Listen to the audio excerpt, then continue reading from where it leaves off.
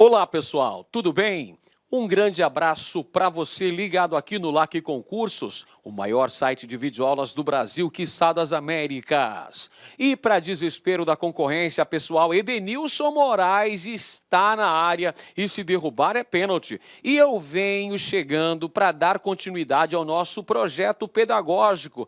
É o nosso projeto pedagógico que visa a sua qualificação, a sua preparação, para que você fique muito bem competitivo para enfrentar esse certame.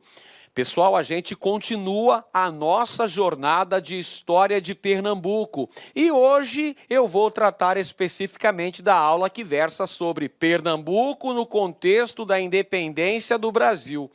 Portanto, é o objetivo principal da aula de hoje compreender quais eram as características políticas e econômicas da então capitania de Pernambuco no contexto que antecede a emancipação política brasileira. Então a gente vai falar um pouquinho sobre a crise açucareira que pairou sobre Pernambuco naquele contexto histórico. Falaremos também dos elevados tributos cobrados para sustentar o luxo, a ostentação da corte portuguesa que estava estabelecida no Rio de Janeiro, porque, afinal de contas, nós vamos tratar na aula de hoje do chamado período joanino, aquele período histórico em que a corte lusitana se instalou com pompa e circunstância no Rio de Janeiro, de 1808 até 1821.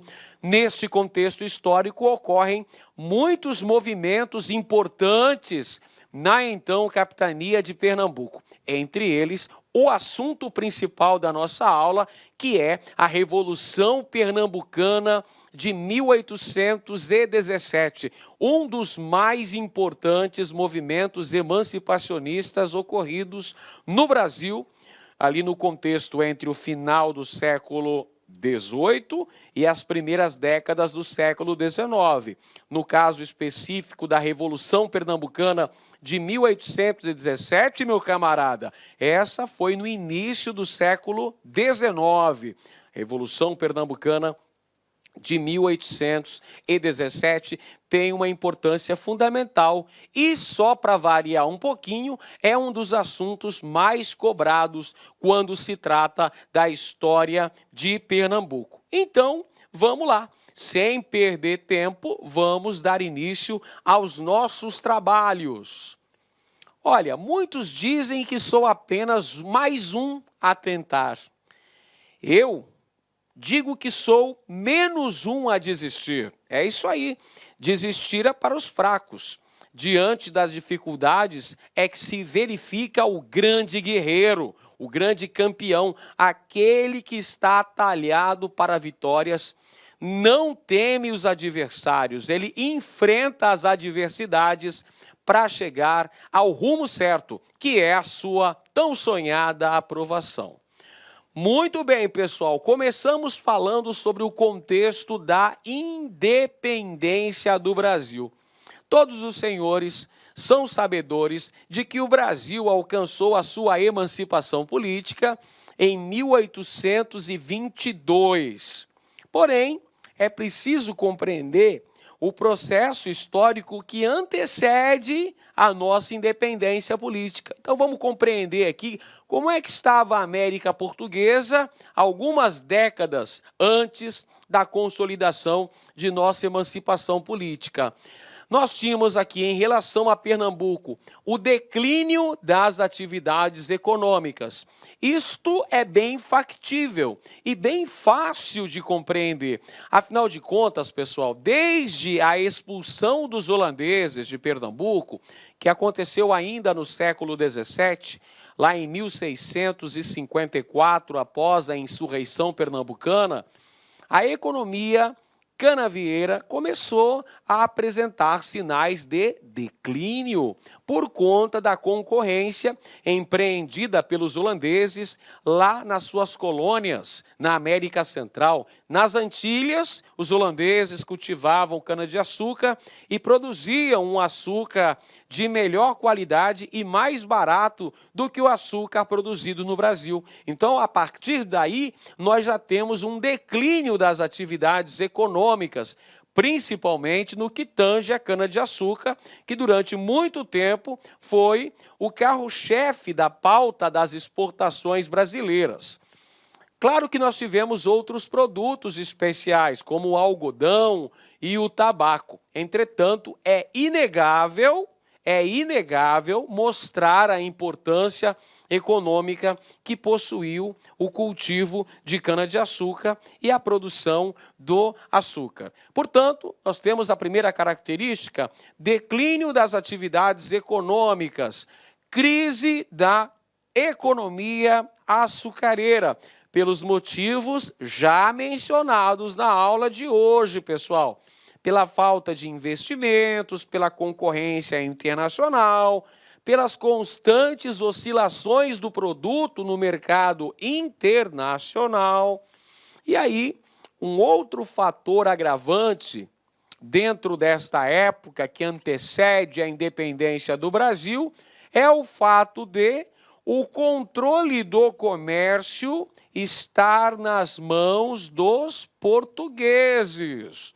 Os portugueses controlavam o setor comercial. E é evidente que este controle, praticamente este monopólio sobre o comércio nas mãos dos lusitanos, causava atrito, causava insatisfação por parte das outras camadas sociais. E por falar em insatisfação, pessoal, tem ainda mais um fator agravante, que são os elevados impostos cobrados pela coroa portuguesa lá na capitania de Pernambuco. Qual é a razão da elevação desses impostos, pessoal? Gente, é preciso você contextualizar esse período histórico. O período histórico que antecede a independência do Brasil, vou até assinalar aqui na nossa tela, é justamente o chamado período joanino. O período joanino estendeu-se de 1808 até 1821. É a fase histórica em que a corte portuguesa esteve residindo no Brasil, mais especificamente no Rio de Janeiro.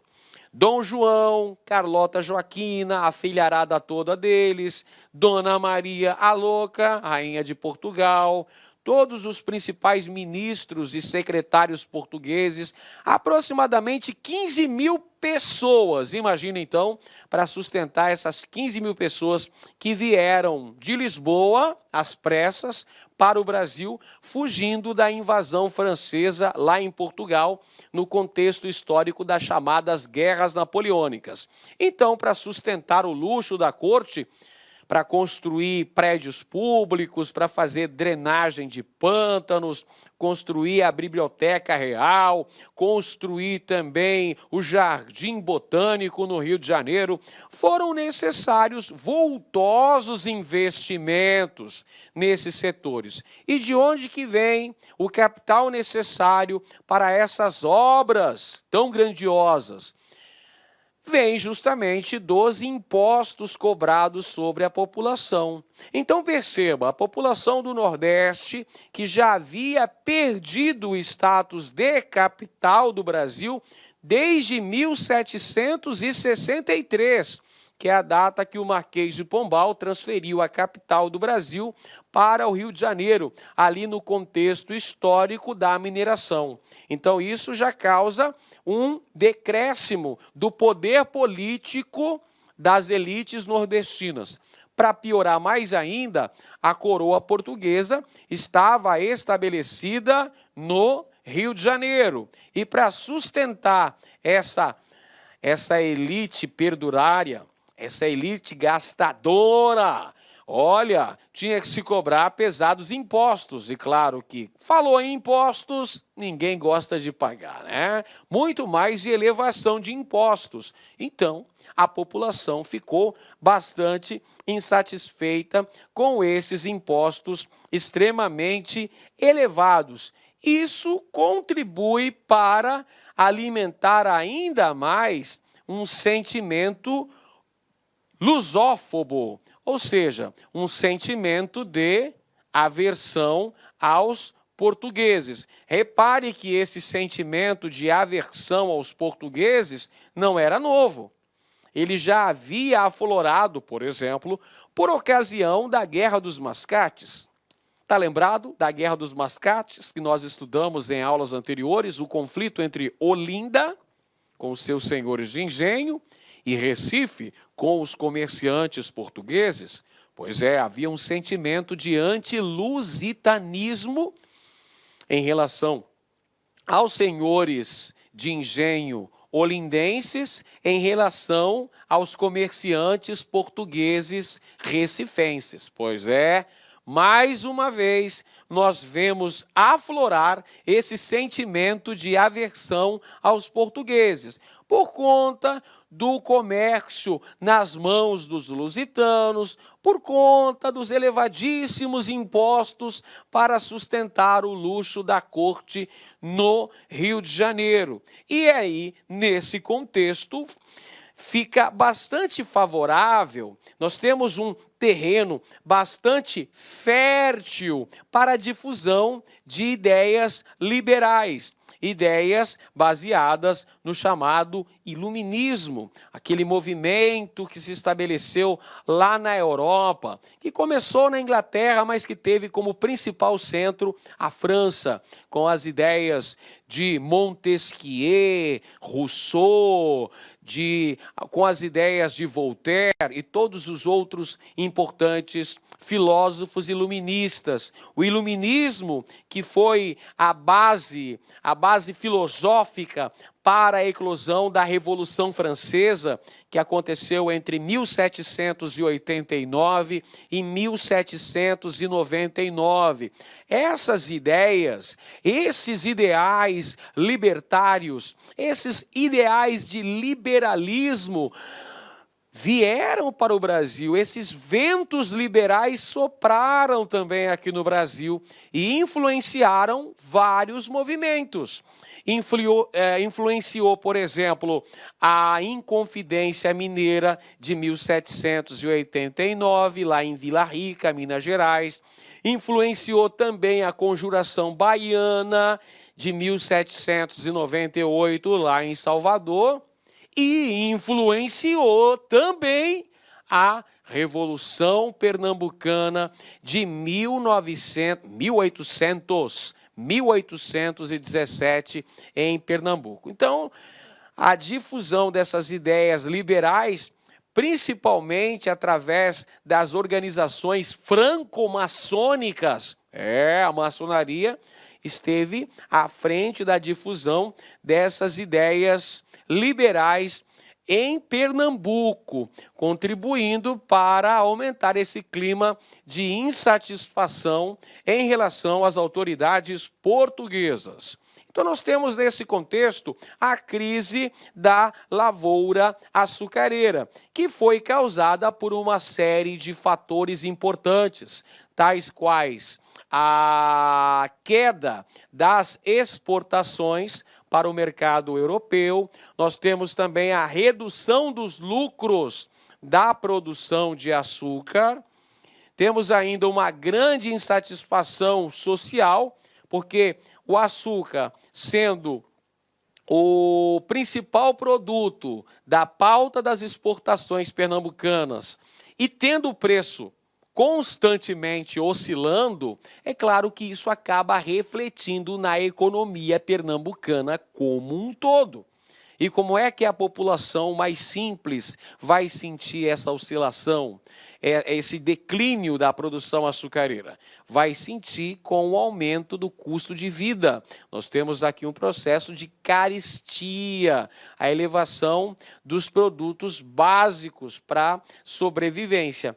E isso diante de uma elevada carga tributária, ou seja, de impostos extremamente caros para sustentar a corte no Rio de Janeiro, vai gerando um quadro de grande insegurança e de grande insatisfação política e de aversão aos portugueses. Esse aqui é o campo fértil, o campo favorável para a eclosão da Revolução Pernambucana de 1817, que é um movimento emancipacionista e republicano. Olha só, anota aí no seu caderno essa informação, ela é muito pertinente, ela é muito relevante, ela vai fazer diferença na sua aprendizagem. Lembra aí que a Revolução Pernambucana de 1817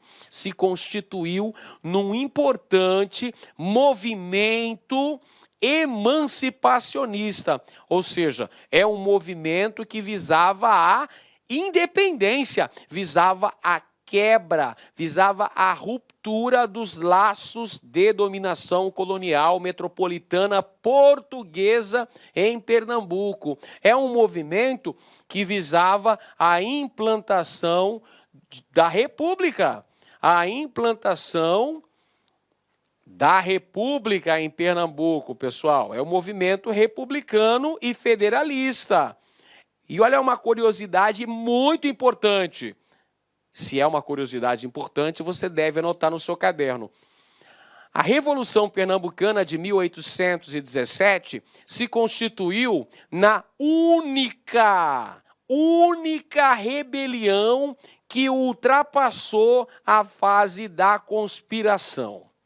Meus amigos e minhas amigas, vocês se recordam muito bem que eu falei no início da aula de hoje que ocorreram vários movimentos emancipacionistas no Brasil. Recapitulando que movimentos emancipacionistas eram aqueles que visavam a independência do Brasil. Nós tivemos 2 movimentos no século XVIII e um movimento no século XIX. No século XVIII, 1789, Conjuração Mineira, também conhecida como Inconfidência Mineira, que aconteceu lá em Vila Rica, hoje Ouro Preto, Minas Gerais. Segundo movimento, Conjuração Baiana, que também é conhecido como Revolta dos Alfaiates, que aconteceu na cidade de Salvador, na Bahia, no ano de 1798. Terceiro movimento, Revolução Constitucionalista de 1817. Qual é a diferença que a Revolução Pernambucana de 1817 tem em relação aos movimentos anteriores? Senhores, a Revolução Pernambucana de 1817 é a única que superou a fase da conspiração. Ou seja, é o único movimento que chegou a tomar o poder político. Por cerca de 2 meses apenas, é verdade. Porém, houve a tomada do poder político. Os outros movimentos, eles foram apenas planos, foram apenas conspirações, mas foram denunciados, houve uma terrível devassa, muitos foram presos, alguns foram executados. No caso da Conjuração Mineira, Tiradentes foi executado. No caso da Conjuração Baiana, nós tivemos a execução de vários líderes executados. Aqui, na Revolução Pernambucana, A grande diferença, a grande singularidade desse movimento é que ela ultrapassou a fase da conspiração e chegou a tomar o poder político. Uma outra característica importante ainda, que você não pode se esquecer, é que este movimento foi inspirado nos ideais da Revolução Francesa. Você se lembra aí quais eram os ideais da Revolução Francesa? Liberdade, igualdade e fraternidade. Liberté, égalité e fraternité. Oui, monsieur. Então está aqui, pessoal, a Revolução Pernambucana de 1817, inspirada nos ideais revolucionários franceses. Igualdade, liberdade e fraternidade.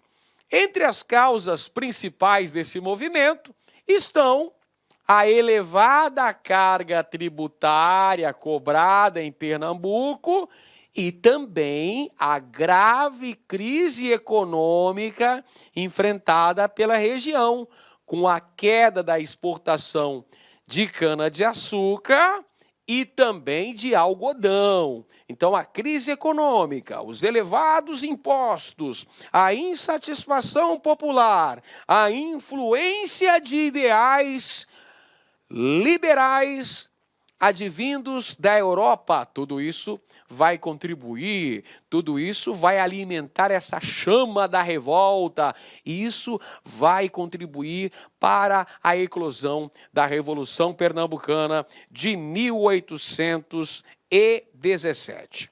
Vejamos então agora, pessoal, quais eram os principais grupos sociais que estavam envolvidos nesse movimento. Havia as camadas populares, que também apoiaram a eclosão da Revolução Pernambucana de 1817.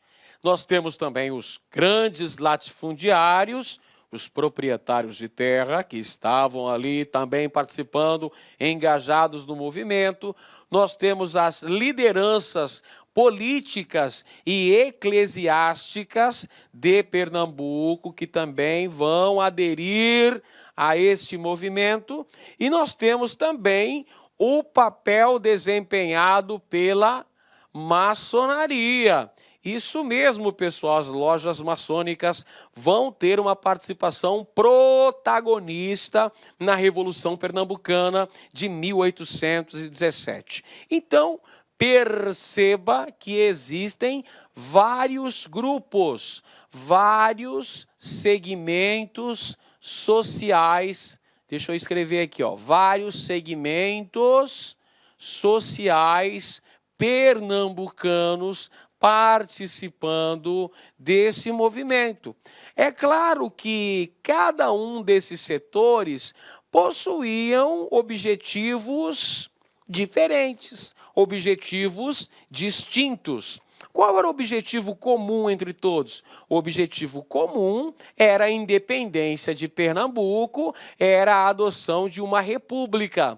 Porém, havia divergências internas, enquanto grupos mais ligados às camadas populares defendiam, por exemplo, a abolição da escravatura, o fim da escravidão em Pernambuco.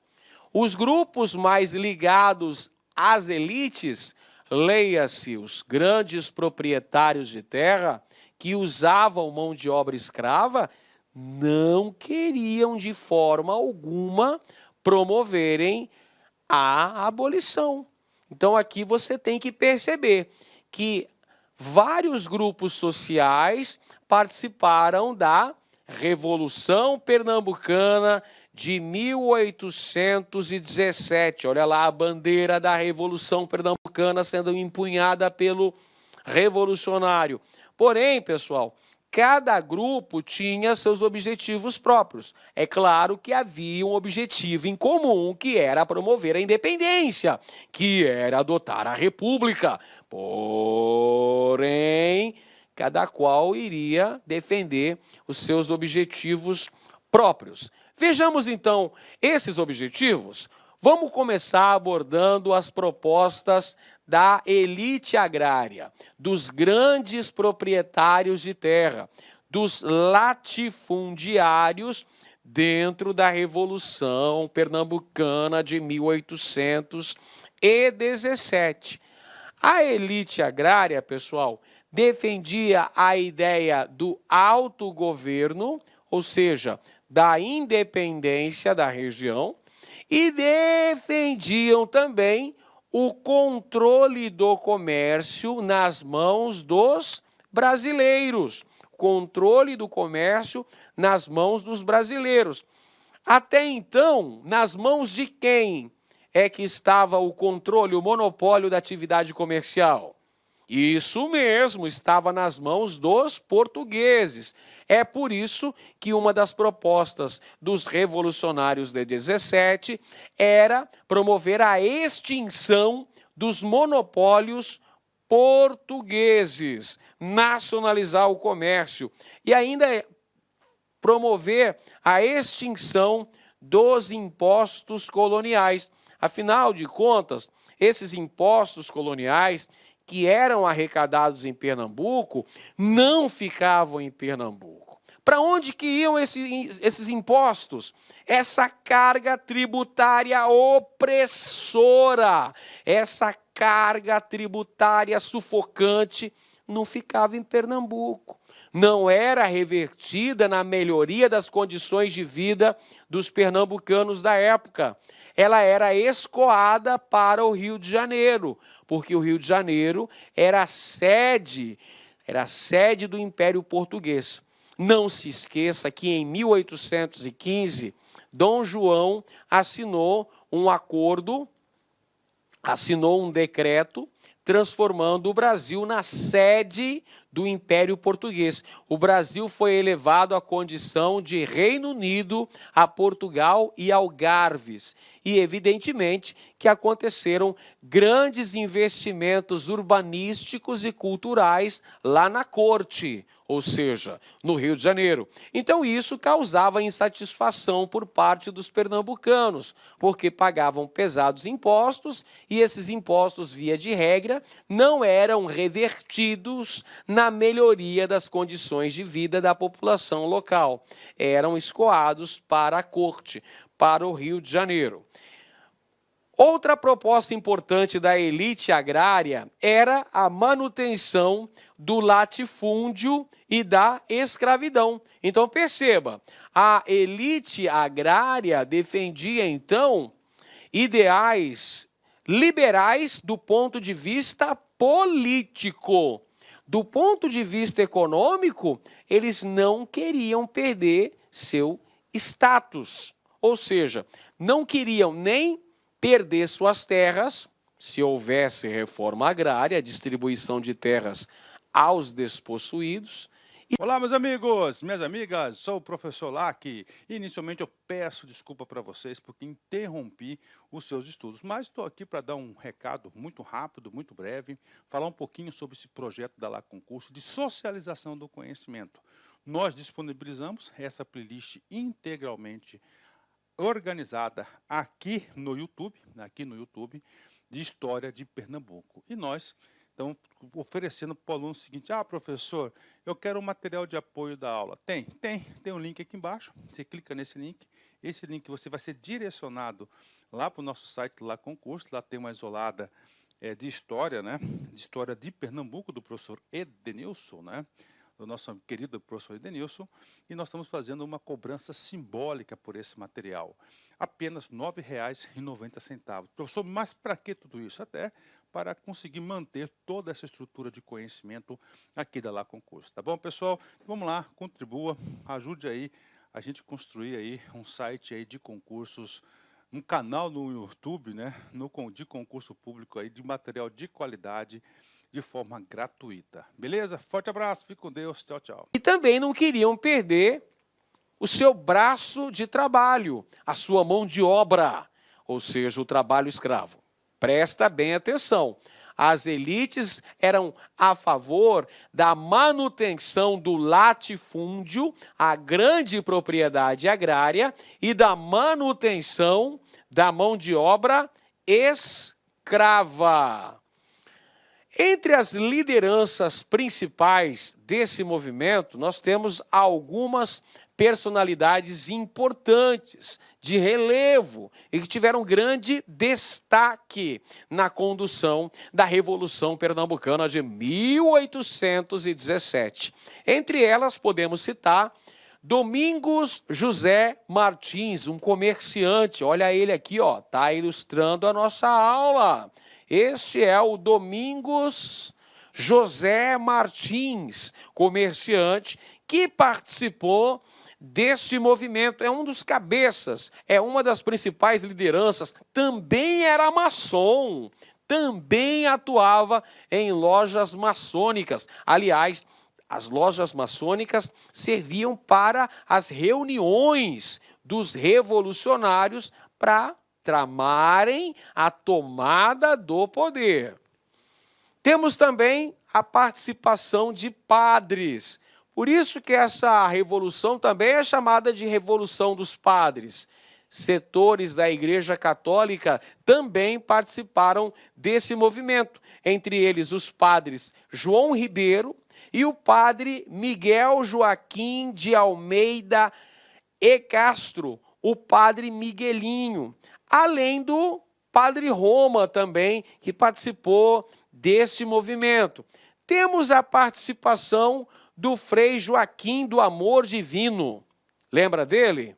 É o Frei Caneca, pessoal. O Frei Caneca também esteve participando desse movimento. Além de Antônio Carlos Andrada, que era ouvidor-mor de Olinda. E dos capitães José de Barros Lima e Pedro Pedroso.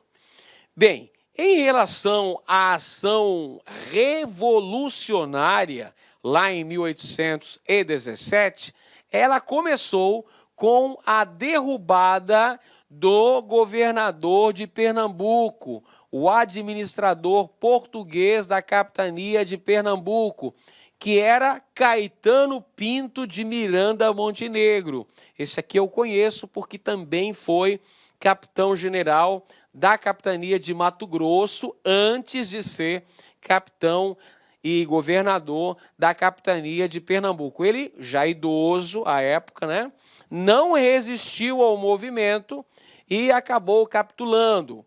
Foi preso, foi derrubado. Derrubada do governador de Pernambuco, Caetano Pinto de Miranda Montenegro. E a proclamação da República na região, consolidando a independência, a emancipação. Por isso que nós falamos que a Revolução Pernambucana de 1817 é o único movimento que passou da fase da conspiração. Ela chegou a tomar o poder político lá em Pernambuco, proclamando uma república e estabelecendo uma lei orgânica. O que era essa lei orgânica, professor? Era um esboço de uma Constituição que deveria vigorar nessa república recém-proclamada, estabelecendo, entre outras coisas, a liberdade de expressão, a liberdade de imprensa e também a liberdade religiosa. Uma outra medida proposta por essa lei orgânica era a abolição dos impostos para os gêneros básicos, para os gêneros alimentares, para melhorar as condições de vida da população, das camadas populares. Então, olha só, abolição dos impostos para produtos primários, para produtos básicos necessários à sobrevivência da população. Outro aspecto fundamental que você tem que anotar aí, pessoal, outra curiosidade, o outro aspecto muito importante foi a adesão de algumas capitanias. diante do sucesso aqui, ó, diante do sucesso inicial, diga-se de passagem, porque os revolucionários tomaram o poder. Os caras derrubaram o governador de Pernambuco e implantaram uma república. Olha só o contexto. Pernambuco rebelde. Adoção da república, implantação da lei orgânica, redução dos impostos sobre produtos básicos, estabelecimento de liberdade de imprensa, liberdade religiosa, estabelecimento de liberdade de expressão. Diante disso, algumas capitanias nordestinas vão fazer adesão, vão cerrar fileiras nesse movimento, que são as capitanias do Ceará, da Paraíba e também do Rio Grande do Norte. Então, anota aí no seu caderno informação importante que o tio Ed está passando para você.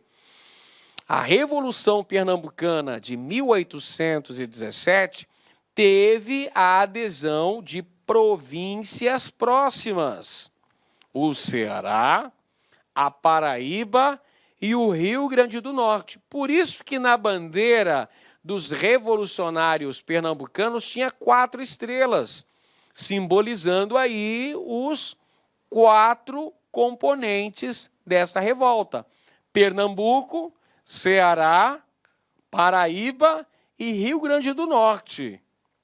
Inclusive, lá na região do Ceará, lá na capitania do Ceará, teve uma participação importantíssima a avó do José de Alencar. Teve uma participação fundamental nesse movimento. Infelizmente, para os revolucionários, eles permaneceram no poder apenas ao longo de 2 meses.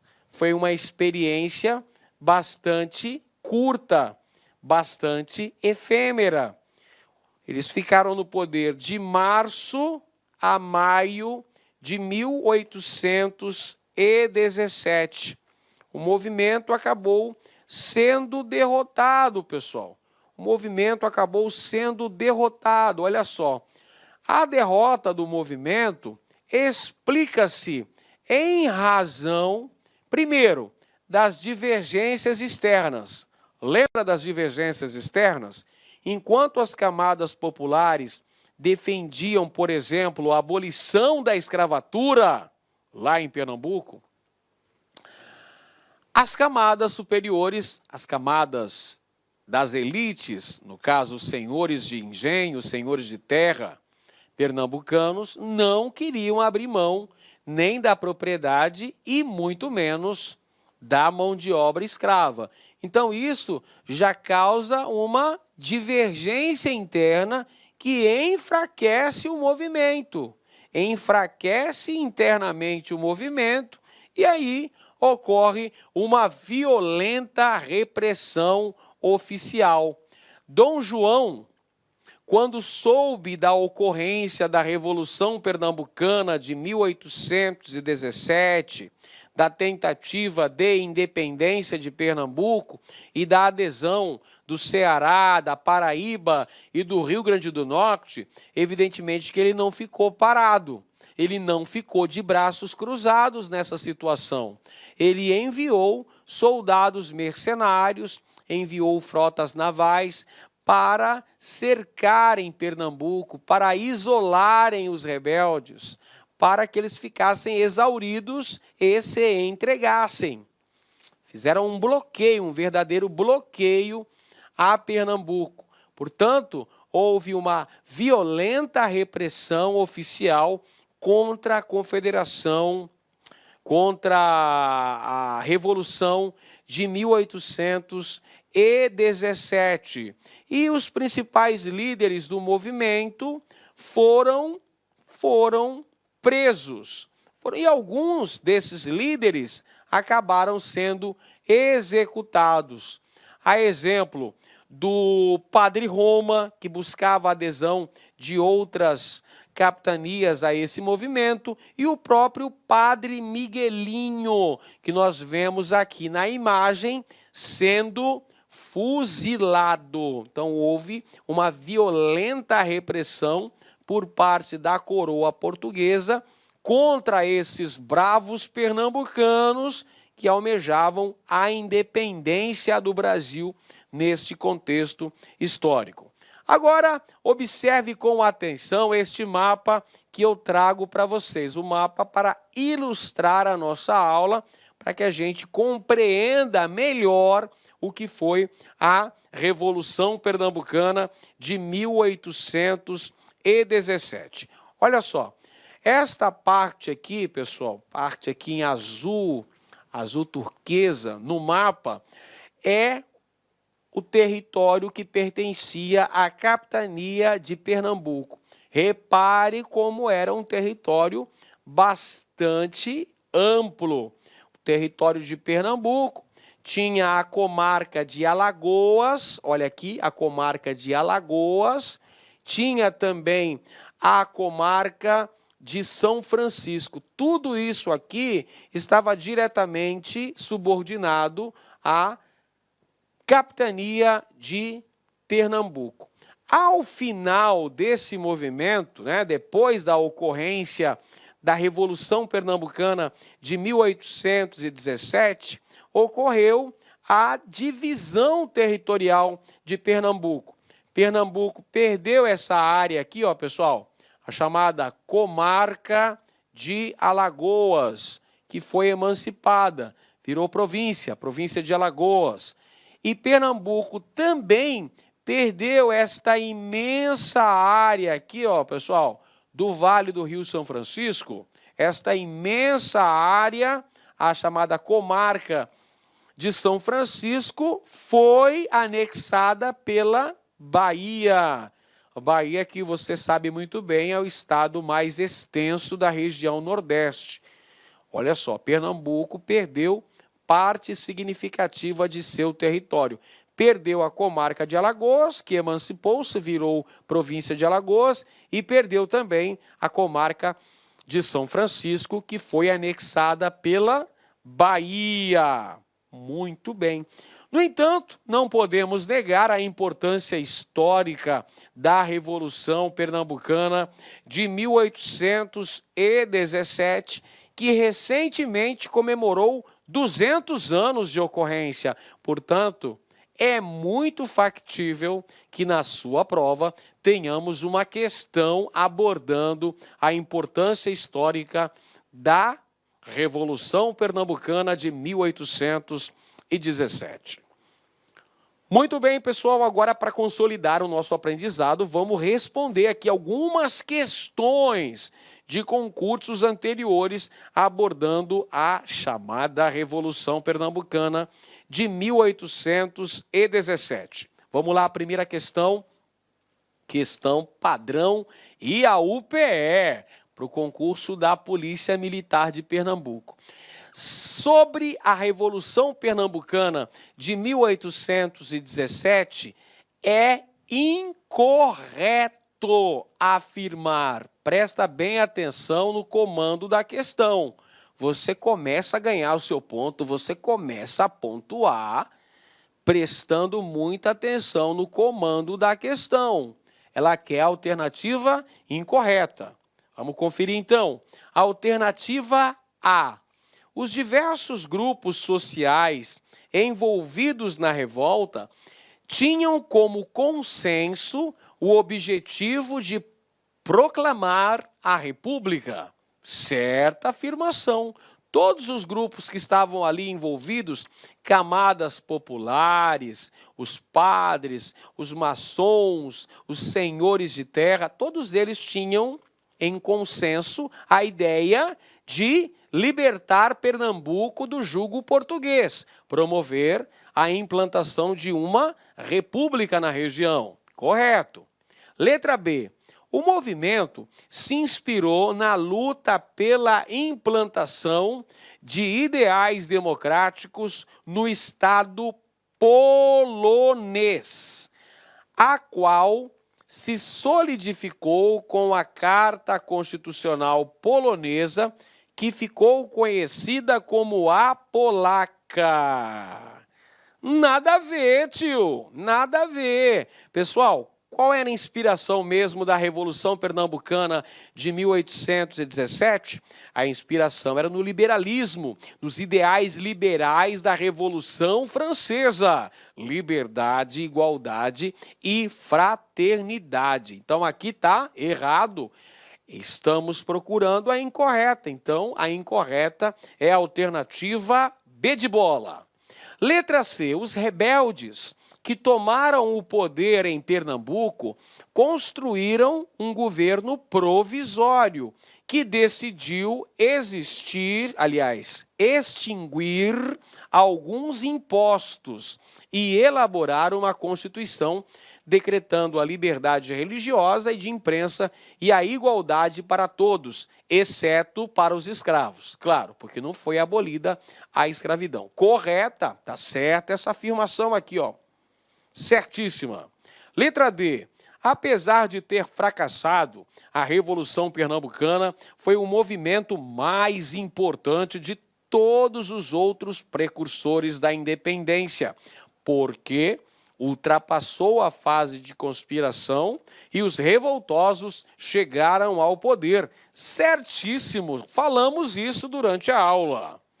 E letra E, tropas reais enviadas por mar e terra ocuparam a capital de Pernambuco, desencadeando intensa repressão. Os principais líderes foram presos e sumariamente executados, a exemplo do padre Miguelinho.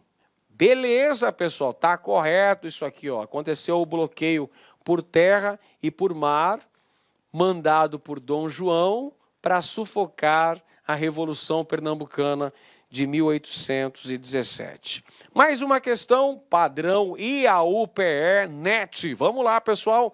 IAUPE-NET. Para a Polícia Militar de Pernambuco. Sobre a Revolução Pernambucana de 1817, considere as afirmativas a seguir.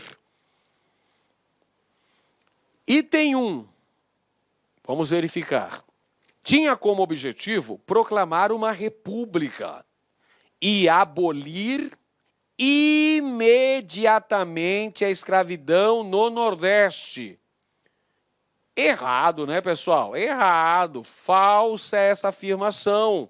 Porque os senhores de terra, os latifundiários, que eram um grupo social importante, que liderou esse movimento também, eles eram refratários a essa ideia, eles não queriam admitir a abolição da escravidão. Falso, portanto. Item 2. Foi organizada conforme os ideais da igualdade, liberdade e fraternidade, que inspiravam a Revolução Francesa. Verdade, falamos sobre isso na nossa aula. Item 3. Teve como principais causas o aumento dos impostos, a Grande Seca de 1816, que provocou muita fome no Nordeste, e a crise da agricultura afetando a produção de açúcar e algodão.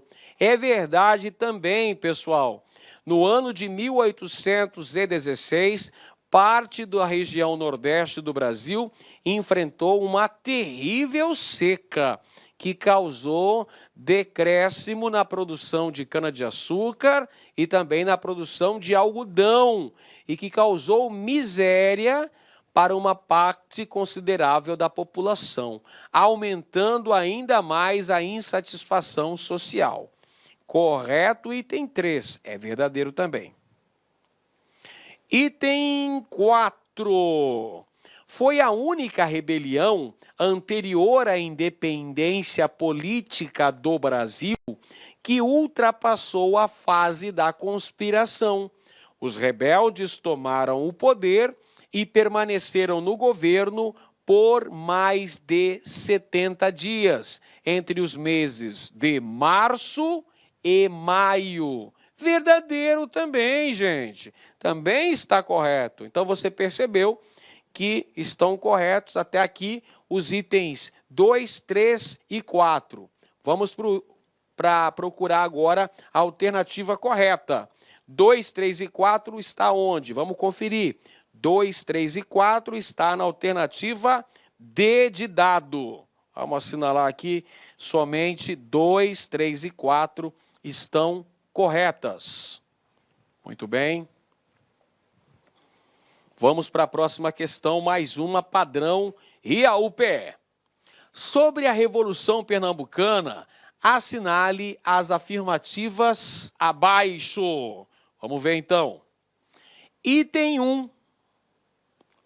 Os diversos grupos sociais envolvidos na revolta tinham metas diferentes, mas tinham um objetivo consensual de proclamar uma república que seria organizada conforme os ideais de igualdade, liberdade e fraternidade que inspiraram a Revolução Francesa. Legal! Verdadeira essa afirmação. Item 2. Vamos lá. Os rebeldes tomaram o poder em Pernambuco e construíram um governo provisório republicano. Verdade também. Item 3. O clérigo Inácio de Abreu e Lima, conhecido como Padre Roma, foi buscar apoio na Bahia e em Alagoas e acabou sendo preso e fuzilado pelo governador baiano. Sim, a Bahia não apoiou esse movimento, a Bahia foi fiel ao governo português.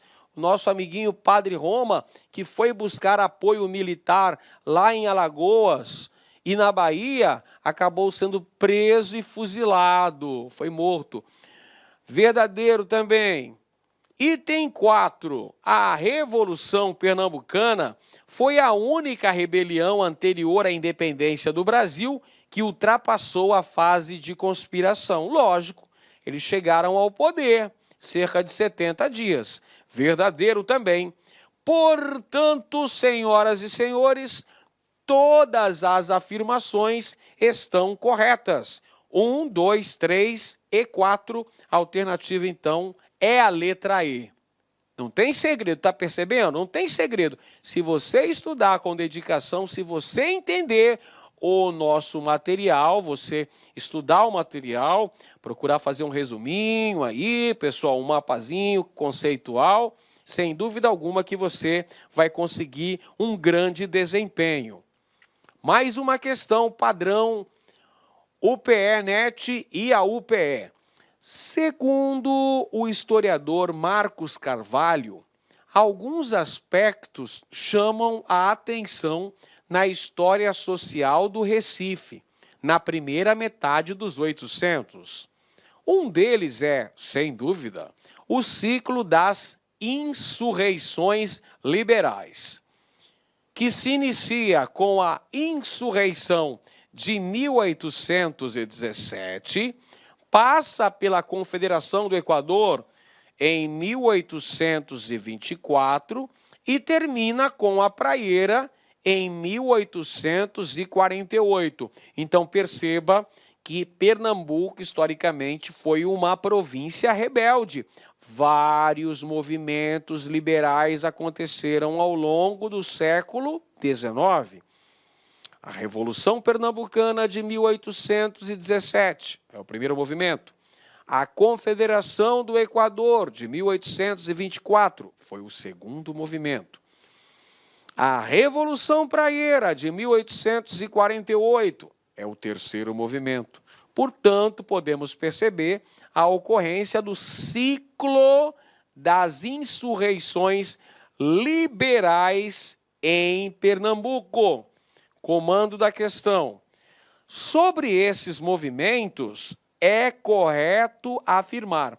Perceba que esta questão, ela aborda um contexto um contexto mais amplo.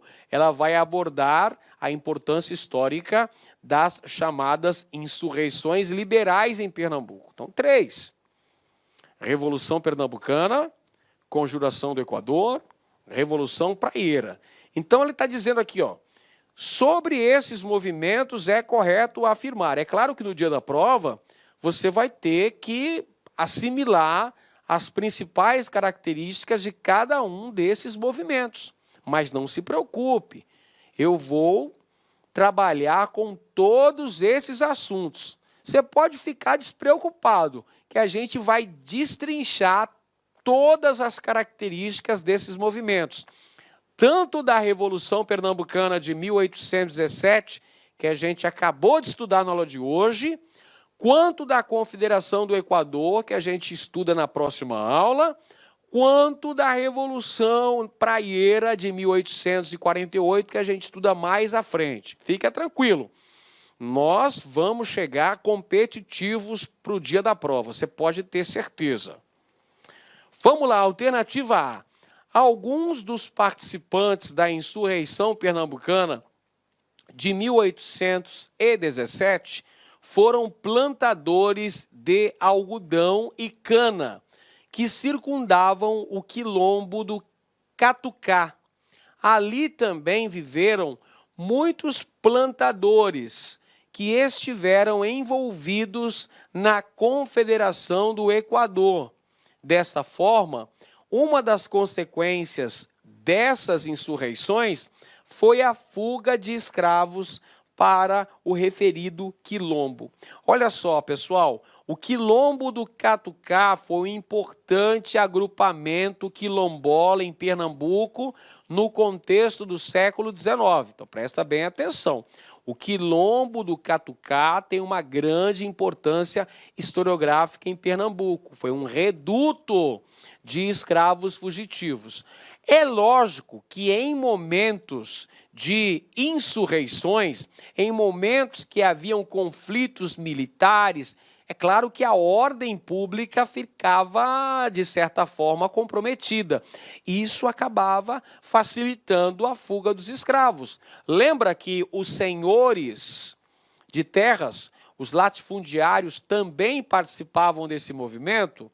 Então, com a galera comandando esse movimento, voltando suas atenções para os conflitos militares, tanto na Revolução Pernambucana de 1817, quanto na Confederação do Equador de 1824, quanto na Revolução Praieira, evidentemente que era um momento importante.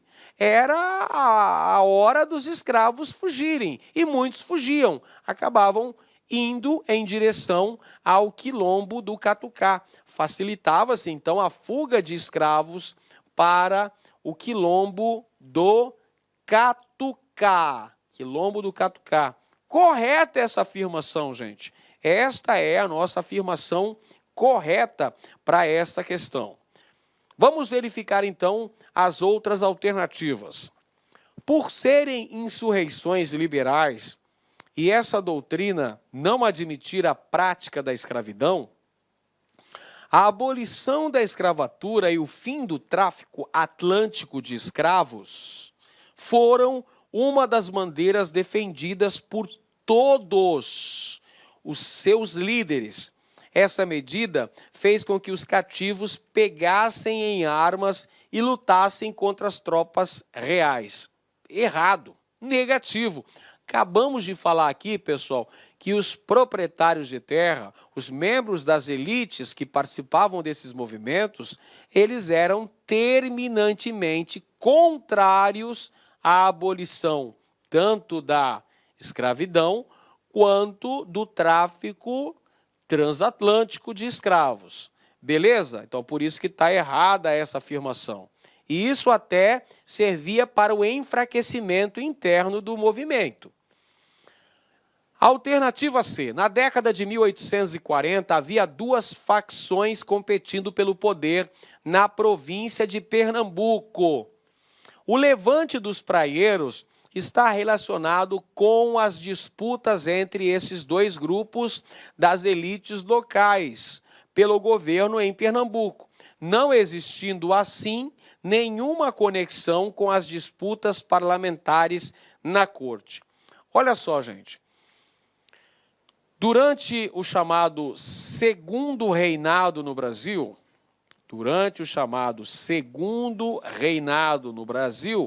o período de governo de Dom Pedro II, entre 1840 e 1889, havia dois grupos políticos predominantes. Vamos recordar quem eram eles? De um lado estavam os conservadores, Partido Conservador. Os conservadores, que também eram chamados de saquaremas. Conservadores, que também eram chamados de saquaremas. De outro lado, estavam os liberais, o Partido Liberal, os liberais que também eram conhecidos como Luzias.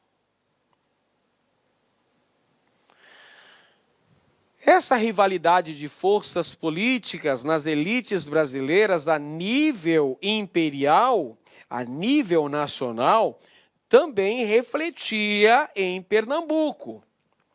Também refletia aqui em Pernambuco. Olha só, como é que se dava esse reflexo em Pernambuco? Ó, em relação a Pernambuco, nós tínhamos também dois grupos políticos rivais. Os conservadores, que em Pernambuco eram chamados de gabirus,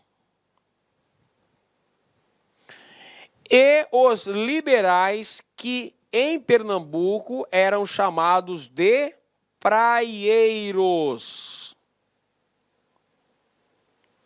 Então, essas disputas políticas que envolviam essas duas facções que competiam pelo poder político na província de Pernambuco refletiam o cenário político nacional. É por isso que essa afirmação está incorreta.